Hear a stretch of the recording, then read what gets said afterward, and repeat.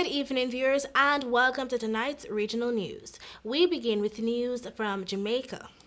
The Jamaican government announced on Monday the postponement of all the remaining national assessments at the primary school level until the latter half of the Christmas term of the upcoming 2021-2022 academic year. In a statement, the Ministry of Education, Youth and Information said the decision was taken after a series of consultations with key stakeholders and consultant psychometrians concerning the administration of the 2021 sitting of the primary exit profile, grade 4 and grade 5 assessments.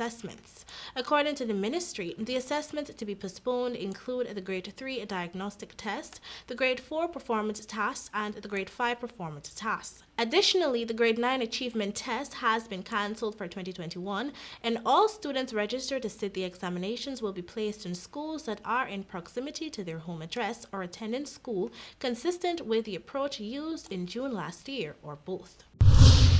And now for news from Venezuela.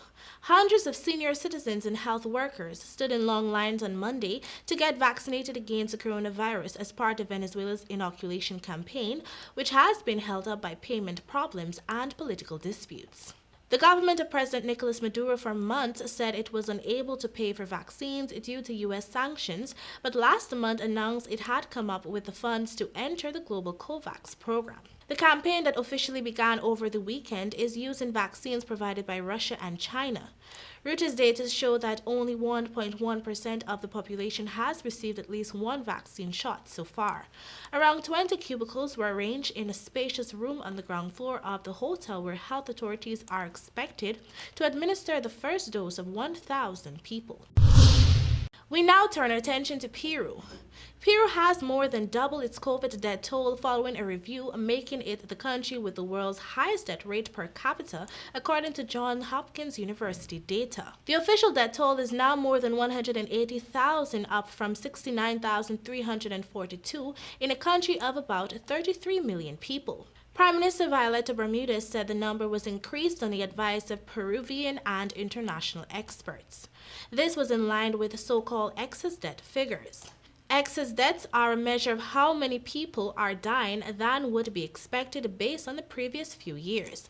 Peru has been one of the worst hit countries in Latin America, resulting in an overstretched healthcare system and a lack of oxygen tanks. It has registered 1.9 million infections in total. Some of the reasons for it being so badly hit include an absence of fridges in people's homes, forcing many households to make frequent trips to markets to shop for food rather than stocking up and overcrowding in homes and public places. The president of the Peruvian Medical Federation, Goffredo Talavera, said the increased toll was not a surprise. And finally, in Colombia.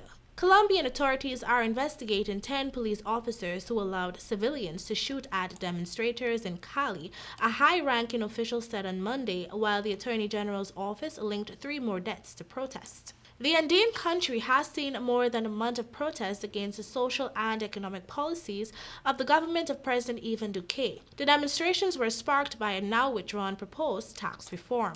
Protests have been marked by violence. The Attorney General's office on Monday said 20 deaths have been linked to demonstrators, 3 more than a previous tally, while rights groups report a dozen more protesters have been killed by security forces. As the death toll rises, negotiations between the government and protest leaders have stalled. The government says protesters must condemn and reject roadblocks before further negotiations take place. And that concludes your regional news. Thank you for watching.